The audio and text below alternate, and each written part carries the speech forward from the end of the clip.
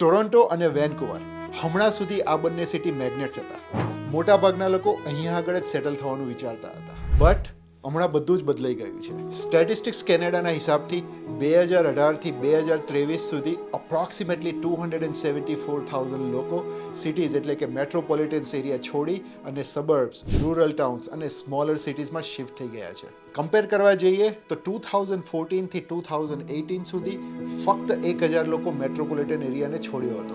But આ કેમ થઈ રહ્યું છે? Number 1, affordability.